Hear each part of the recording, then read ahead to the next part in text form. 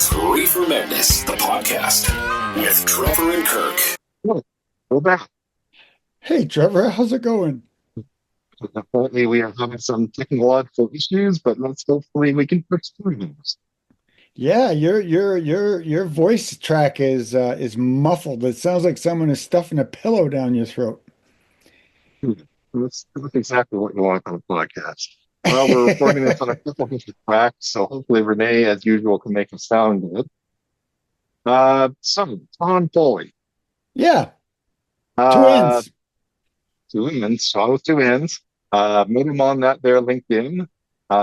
Interesting guy, financier, turned raising money for a cannabis company, turn maybe I'll start an LP on my own, turn well, I'm gonna tease and say maybe and I mean this in a good way, maybe a cannabis pharmacist that I want to do land growing. Um Yeah. what do you want to say anything about Sean on the way in, or want to just chat on the way back in? No, let's just listen to Sean's story and we'll chat in a while because I think you're right. I think there's things that we can pick out of the story, but let's let the audience hear the story and then we can discuss it. Here's Sean. All right, everything is recording. All right. Welcome back to Reefer Madness. On the line today, we have Seann Poli. Seann, I'm just going to get you to introduce yourself to make sure we get all of our pronunciations right, and then we'll get into it. Please introduce yourself. Thanks, Trevor. Yeah, it is Seann Poli. I do have that extra N in case I lose one and have to give one away. That's a long story. Another podcast. Yeah, I'm one of the founders of JANrx along with my wife and my son. Jan stands for Jacob, Anton, Nicholas, our three boys. Okay. And I do want to get to JANrx, but let's go back a little bit. What brought you into cannabis in the first place? I understand it was a little while ago. Yeah, back in 2014 is actually when I first was introduced to the commercial system. My previous life was essentially private merchant capital. And a friend of mine wanted to raise money for his commercial location. And that was very much a brand new thing back then. And I really had no idea about the science of cannabis. I only knew cannabis as getting stoned. Okay. Myself from Calgary as a young man, we usually drank whiskey, and there were always the guys that were smoking up as well. But I never got into that. And then when I started to learn more about the science of it, I fell in love with how the plant interacts with the body. There's a story about Charlotte's Web, which is a strain out of the U.S., a very high CBD strain.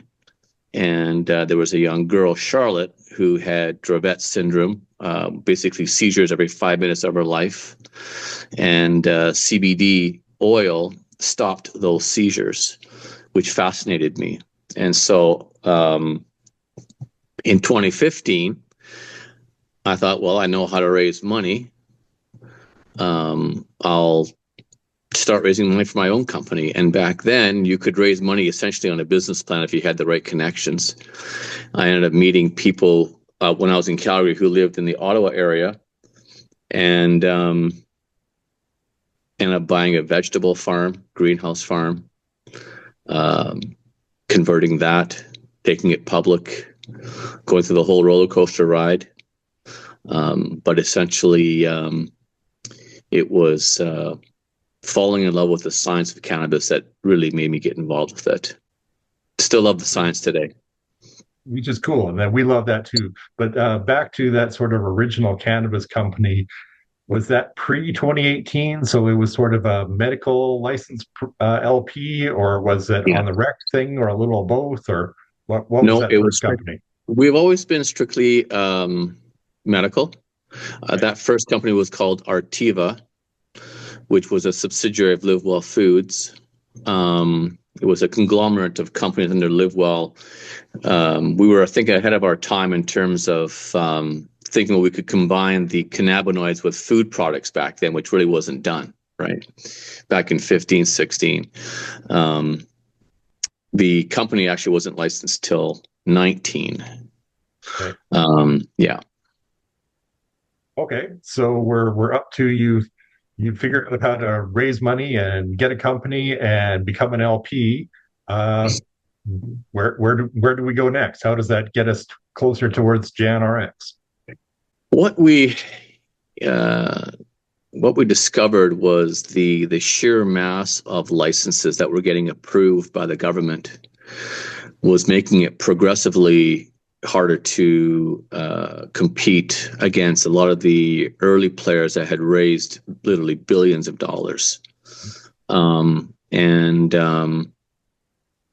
We eventually came to the realization that trying to compete against Canopy, Tilray, Aphria, Aurora was a very, very expensive venture.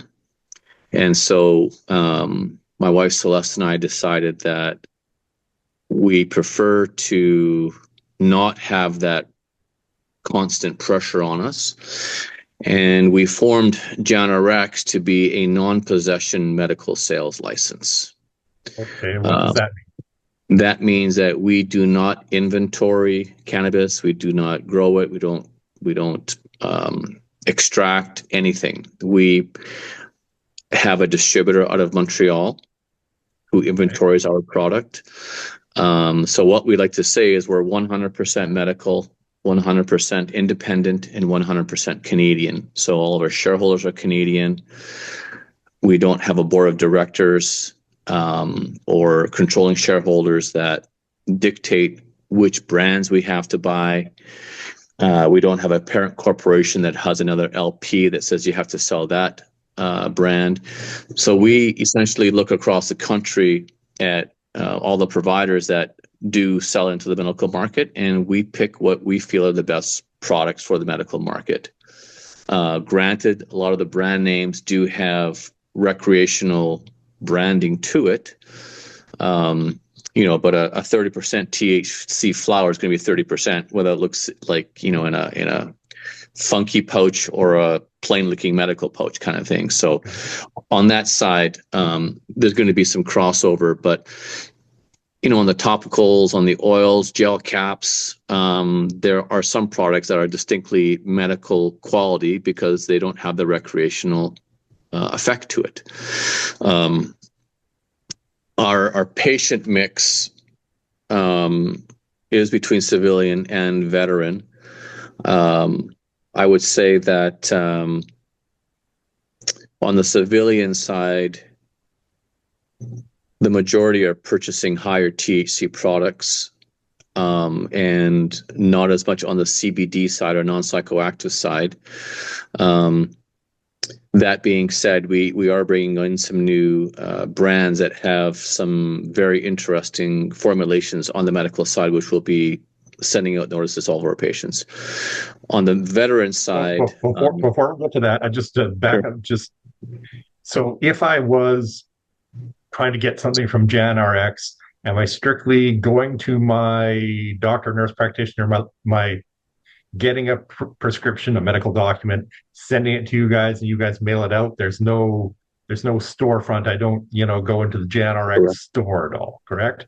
Correct. Yeah. Okay. So on janrx.ca, there's a register link and a get prescription link. So you don't have to necessarily go to your doctor or nurse practitioner. We have a nurse practitioner, a psychiatrist, and a pain specialist on our medical team. Okay. And so we provide those prescriptions for free. And it's different between civilian and veterans, and we can get into that.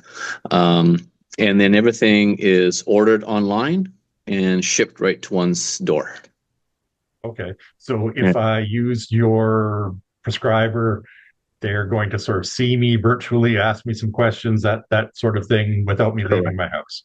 Correct. Yes. Okay, cool. Yeah. All right. I want to hear about some of the new products you've got coming out. But yeah, because you seem to sort of specialize in veterans, let's talk about that. What first led you to think that, they're obviously a special and interesting group, but what led you down the road of looking after veterans needs? I've got some good friends who are vets, and after my discussions with them on on cannabis, I realized that they weren't particularly educated on the different types of products and what the different cannabinoids do for the body. And so after having, those frank discussions, they signed on as patients. That was a pretty steep learning curve in how to deal with Blue Cross.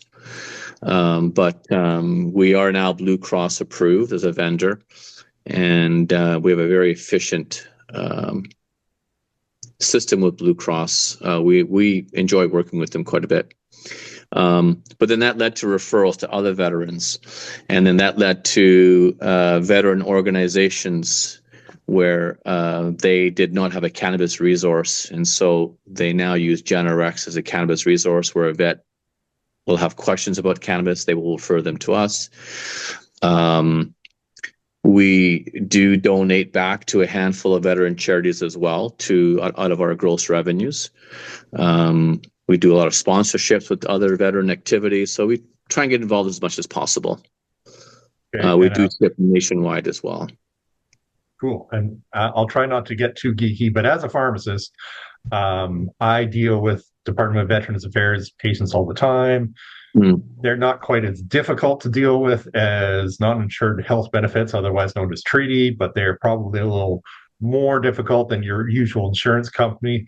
But on the plus side, most insurance companies don't want to touch cannabis at all. Talk to us a little bit about what's sort of involved in getting a cannabis product covered for a veteran. Like, who's doing the paperwork? Is it your provider, like the prescriber? Is it you guys? Is the vet? How's that working? Yeah, it's kind of a mix, actually. So initially, Veteran Affairs Canada, once there's a Blue Cross number issued that qualifies a veteran for medical coverage, then they are automatically covered for 3 grams per day. Okay. There's a certain reimbursement rate, $6 per gram, that the veteran would qualify for. And so when we first onboard a veteran, they will register through that link. We'll get them their prescription, which gets sent directly to me. We also ask for their Blue Cross ID card that has their K number, and we send all of that to Blue Cross ourselves. Typically, it takes about 2 weeks to get an approval for cannabis for that patient. And typically, they will also approve that account retroactively to when they first registered with JANrx as well, which is nice. Okay. Yeah. When that approval comes in, I already have a pretty good idea of what kind of THC tolerance, if any, the patient has, and what type of ailments they're trying to address. And for most of the patients, I actually make the orders myself. So I get in touch with the vets every month. How did it go last month? Did you like that? Not like it? Want more or less of something? And we'll produce their next order and just have that shipped out to their door, and we bill Blue Cross. So there's, as much inconvenience as possible for the vet.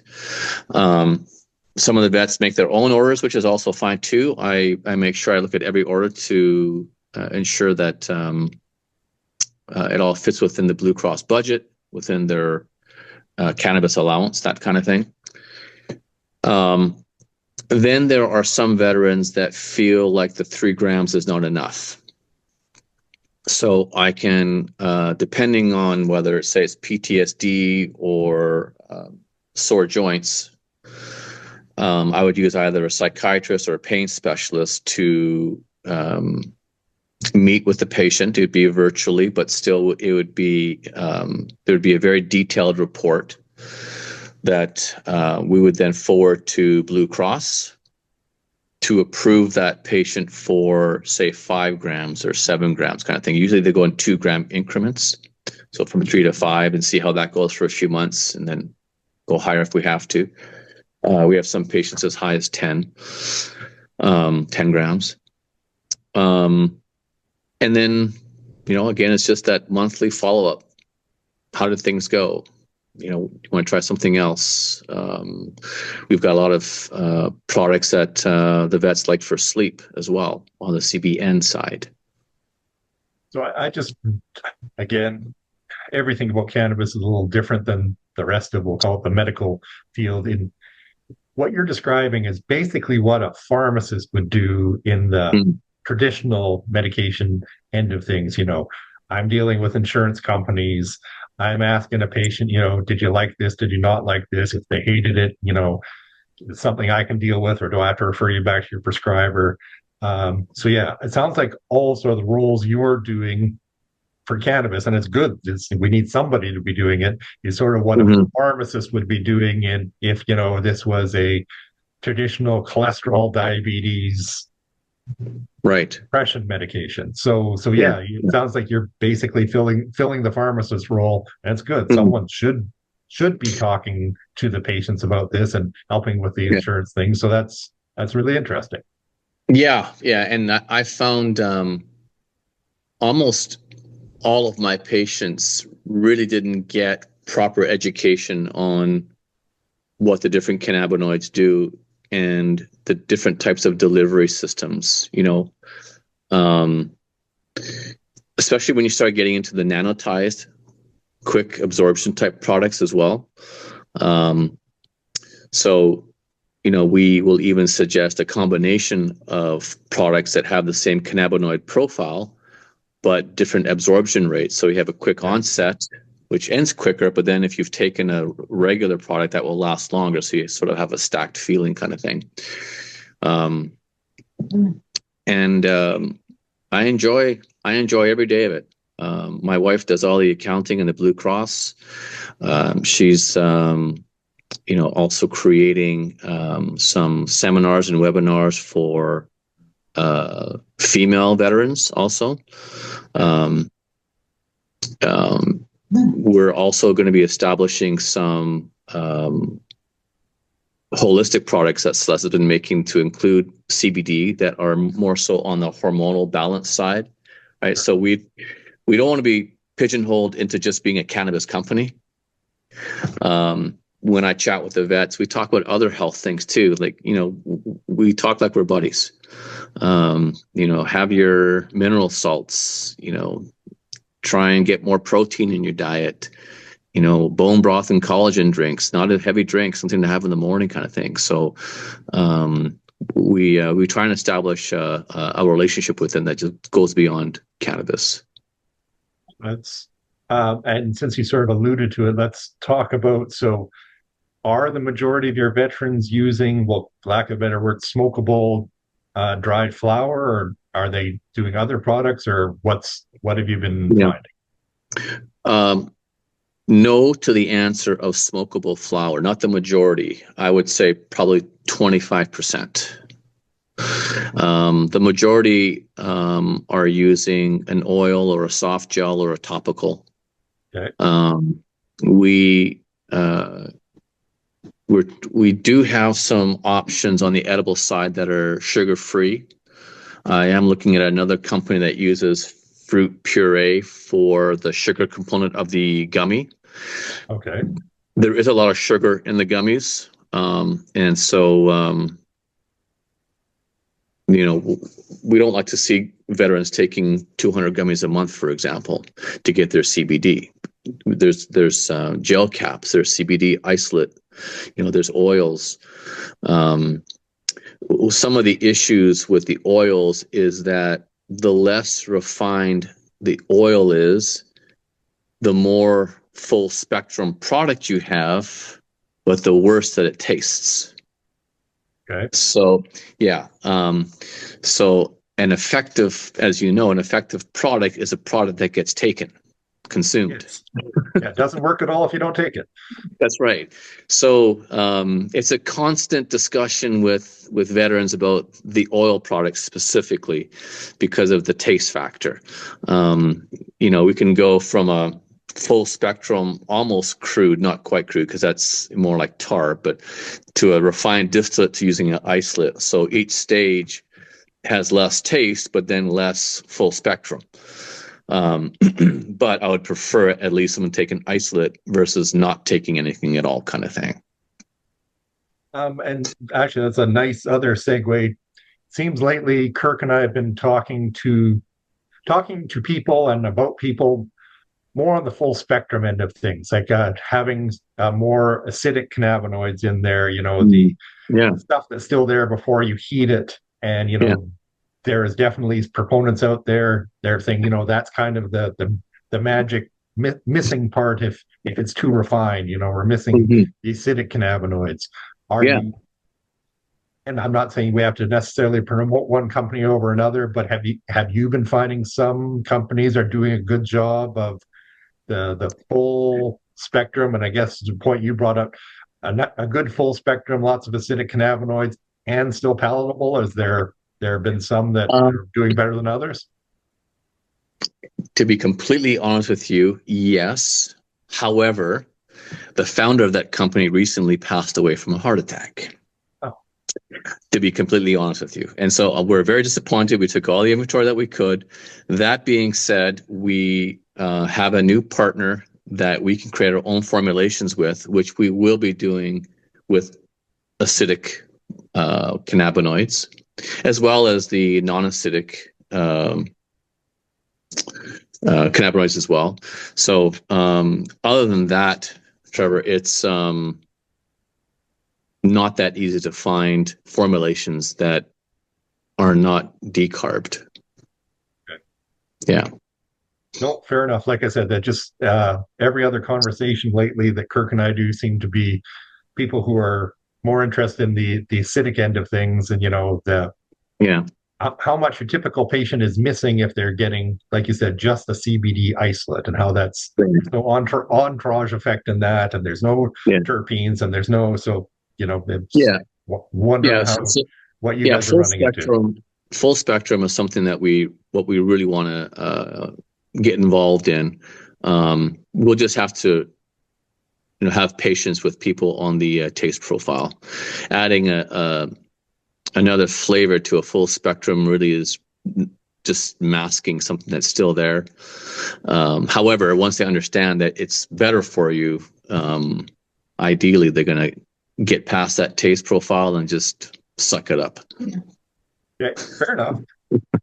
Earlier on, you were saying that, and I don't know how much you can tell us now, but you've got some interesting other products or formulations or ways to get the cannabis into people sort of coming on stream lately, and any of those you want to talk about? Well, so one product, for example, would be a CBG, CBD, CBC oil. Okay. It comes in regular oil as well as quick absorption. I call that rocket fuel. All non-psychoactive, of course, with those cannabinoids. And I liken it to a shot of espresso with an extra strength ibuprofen without the jitters, because of the properties of each cannabinoid, right? You've got me sold. We had a clip we keep playing because we just like what you said. We had a young lady last year call CBG a bubble bath for her brain, and we just kind of like how that sounds. But I like the espresso without the jitters too. So tell me a little bit more about that one.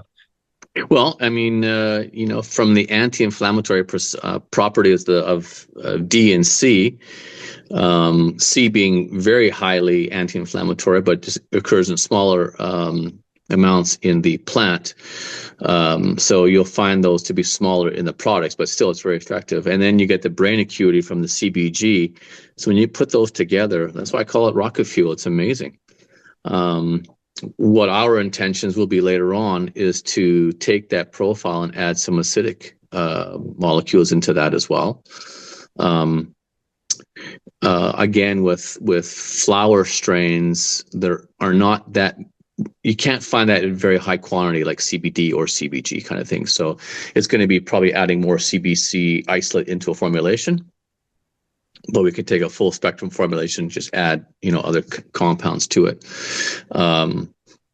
Celeste is making other holistic type products as well that are handmade, and we can make those in our GPP facility and add cannabinoids and apply to Health Canada for a new cannabis product and sell those on our shelf as well. So we'll be starting that early this summer. Yeah, and we're very excited about that as well, because those are very unique products. We've had great feedback from Celeste's private clients, and they will. Some will focus on pain relief, and others will focus on hormonal balance, which I have not seen in the cannabis market. No, we have definitely talked to people, usually female people, who have talked about cannabis helping with menopausal symptoms, and we had an early interview, and they're actually talking about cannabis as a female sexual aid. So, we've definitely had people talk about hormones and cannabis, but a specific product for it, no, I don't think I've seen that either. Yeah, so basically, she's developed topicals that use other natural ingredients for hormonal balance, and then we'll be adding CBD into that. So stay tuned. We'll have more information on that as well. Yeah. No, that is very cool. Yeah. And just there's a million questions, but I've only got you for the 30-ish minutes. Did I miss? Let's go to. Did I miss anything? Was there anything you wish we were talking about, or any veterans things, or anything that you're doing that you wished I'd talk about that we should, make sure we get in here before I run out of time with you? We love being a cannabis resource. We're open to questions from anybody, anytime. The website is JANrx.ca. We ship nationwide. And we'd just love to hear from you. I think that is a great place to end. Seann with two N's. It's been fantastic meeting you. JANrx sounds like a great company. We love what you've been doing for veterans and, like you said, the general public. So keep up the good work, and we will keep in touch. You betcha. Look forward to hearing from you. Kirk, what did you think of my chat with Seann? Well, as I was listening to his story, and you made the comment in your discussion with him that it seems like you had a little bit of a revelation that he's doing pharmacy work.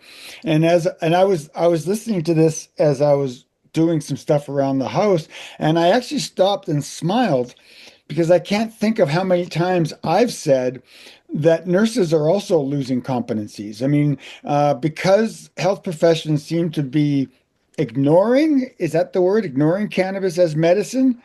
So the industry is creating new unregulated health professionals to fill the gap. I mean, we've got cannabis coaches now, which I think is fantastic, but frustrates me all to hell, because nurses should be coaching, because nurses have a better understanding of global health, pathophysiology of the body. Nurses have so much more foundational knowledge and skill and judgment to be helping people with their medications. But because the nursing profession seems to be ignoring cannabis science, the industry is created. So I can't think in the 170 episodes that we've done, have we stumbled into this where you've had a revelation that pharmacies are losing competencies. Like, we've had some other people who are doing, we had the group who were, literally being consultants in rec stores. We've had people who were cannabis pharmacists. But yeah, this is not disrespect to Seann or anything he's doing. The role needs to be filled. But yeah, when he was talking about, I'm not saying it's favorite part of my job, but helping patients navigate insurance companies, which is basically what Department of Veterans Affairs is. That's a big part of what I do. Calling them up a month later saying, hey, how did this strain, this capsule, this topical work for you?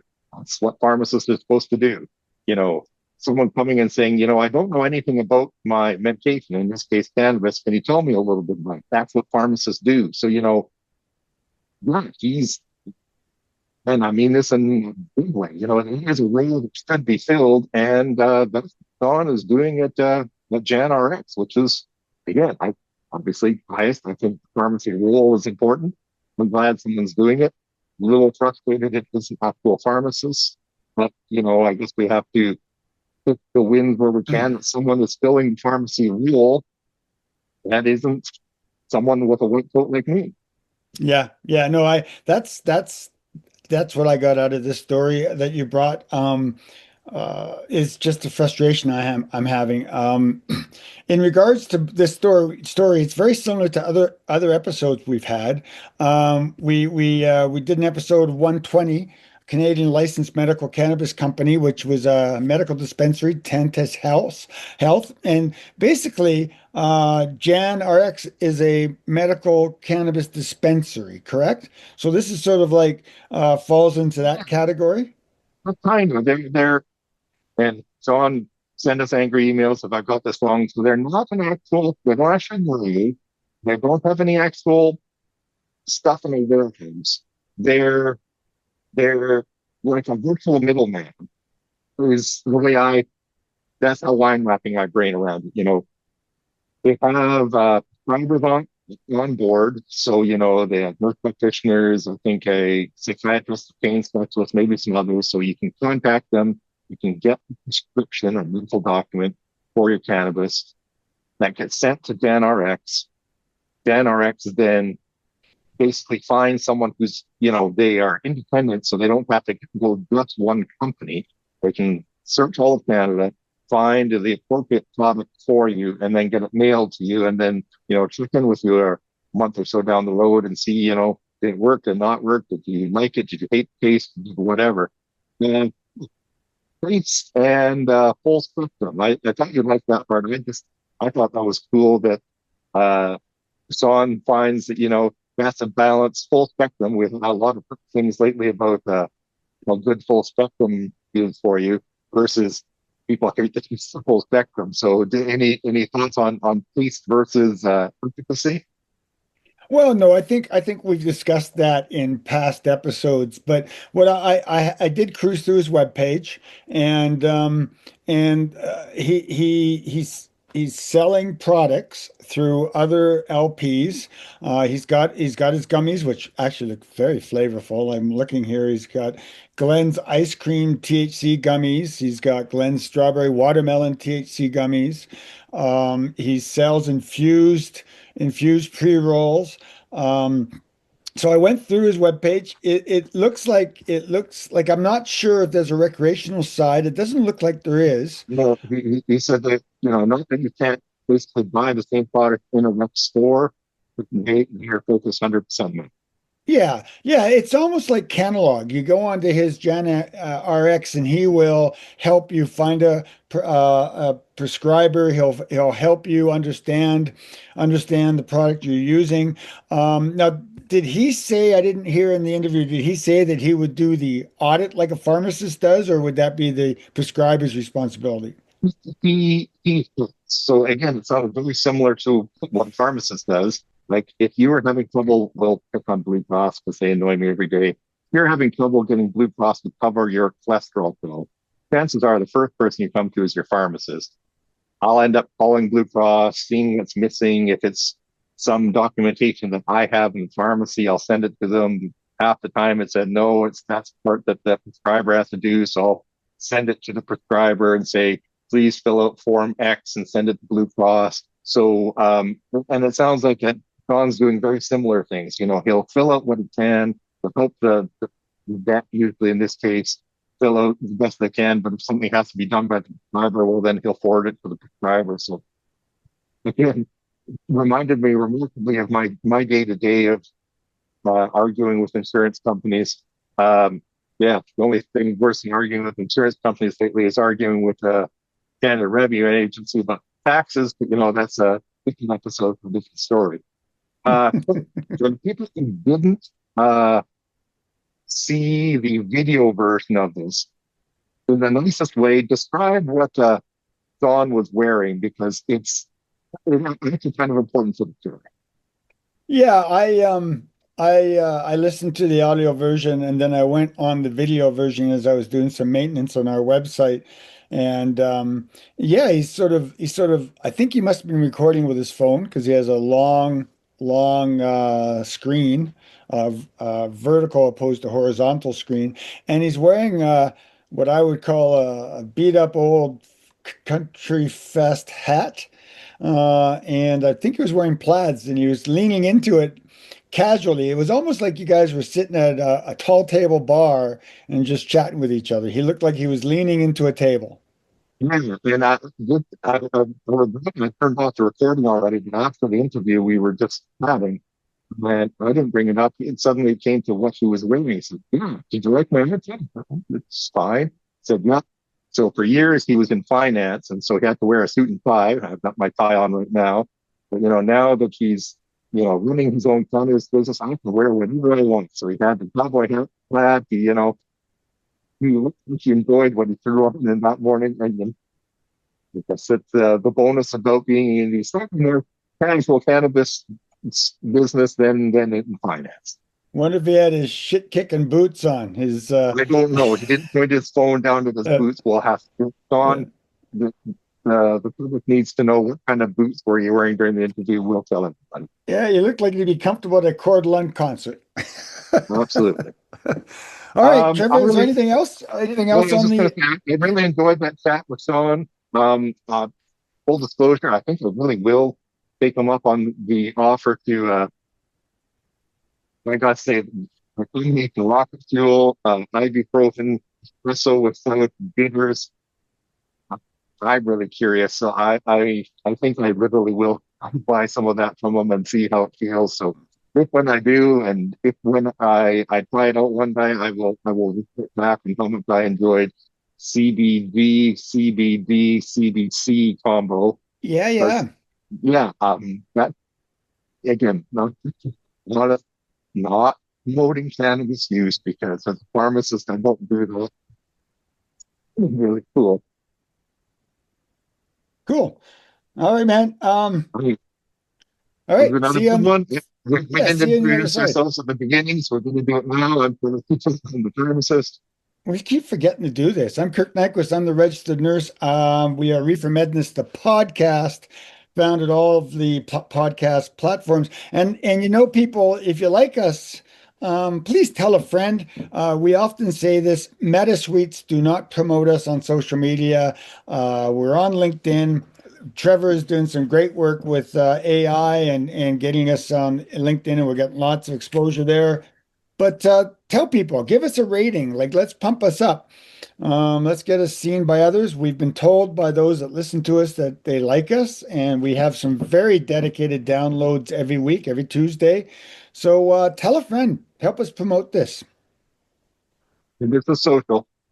Pass us along. I promise Pass, I'd say that every puff, episode. It was just fun this time. puff, puff, puff, pass. Yeah, yeah, yeah. All right, All man. We'll right. we'll, we'll see you on the other side. Okay. Talk to everyone.